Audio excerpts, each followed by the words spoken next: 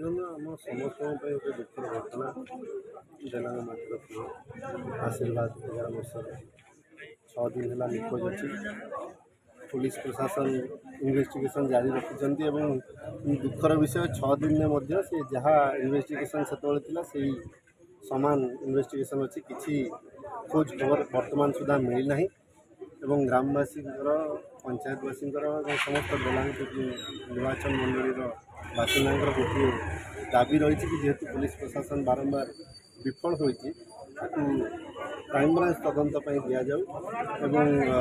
मुझे वर्तमान आडिशनल एसपी सहित फोन जरिए जोगाजोग करी नवेदन कर